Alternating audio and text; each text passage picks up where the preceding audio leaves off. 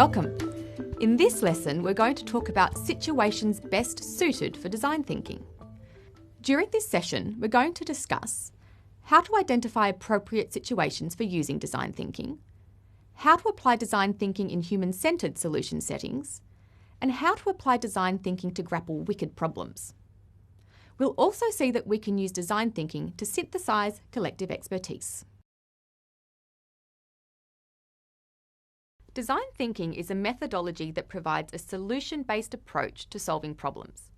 It's useful in tackling ill-defined, complex problems by understanding human needs, human-centric problem framing, creative brainstorming, and hands-on prototyping and testing.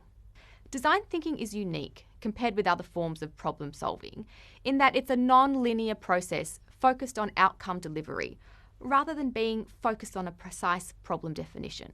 Design thinking uses two main modes of thinking, divergent and convergent. Divergent thinking refers to producing as many possible solutions to a given problem. It's best demonstrated in the ideation phase, where a wide variety of solutions are sought to solve the broad problem or issue. Convergent thinking, which is the opposite to divergent thinking, is all about coming up with the single best solution to a given problem. Combining these two styles of thinking may seem contradictory and challenging, but it lies at the power centre of design thinking. Design thinking has a strong focus on human-centred solutions, on understanding customer motivators, and on empathy. At its core, it's all about people. So if you are attempting to develop a solution to a problem your customers may be experiencing, then design thinking is for you.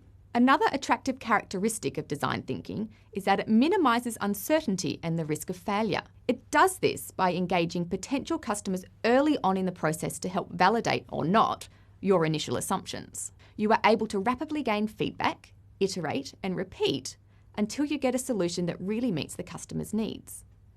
This can be ideal for business or commercial environments because it means you can effectively de-risk certain situations, initiatives or activities that you're working through, employing design thinking. For example, do you want to create a new piece of technology that doesn't even exist in your industry yet, but don't want to invest all of your company's R&D budget on that one project? Perhaps you want to find ways to improve staff motivation, but don't want to go through a stressful change management process only to find out that motivation is worse. Due to the human-centred focus of design thinking, this framework is incredibly effective for developing solutions for highly emotive, complex needs. A wicked problem is a highly complex and ambiguous issue. The problem is hard to define and the solution impossible to consider.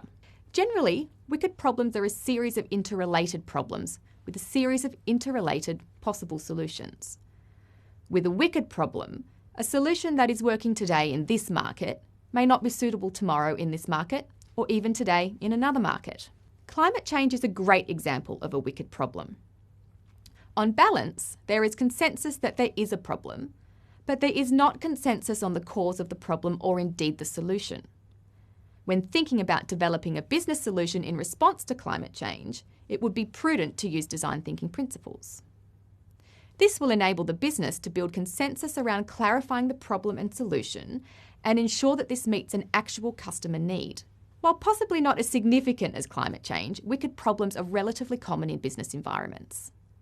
They can seem completely overwhelming and impossible to solve, but design thinking can be an incredibly effective way to start tackling such problems. These can be the perfect situations in which to apply design thinking. Design thinking is also a great framework for synthesizing collective expertise and to develop a robust and realistic solution for whatever the problem may be that you're trying to solve. One of the ways that this does this is that it promotes the use of multidisciplinary teams by bringing many stakeholders to the process. This means that we break out of our own silos to leverage the wisdom, experience and expertise of others. This is even more apparent during the prototype testing and iteration phases of design thinking, where we bring consumers into the mix. Design thinking can also be applied in other settings where synthesizing collective expertise with a focus on end-user engagement is required. For example, during strategic planning, corporate policy design, or general brainstorming sessions. It doesn't necessarily have to be applied to a product or customer solution. Well, Thanks for joining me for this brief lesson on just a few of the situations where you can use design thinking. You should now be able to identify some appropriate situations for using design thinking, understand how to apply design thinking in human-centered solution settings, as well as how design thinking can be used to grapple wicked problems. And finally, to use design thinking to synthesize collective expertise. While you have a moment, if you haven't already, why don't you stop and identify some areas in your business that you could apply design thinking principles to?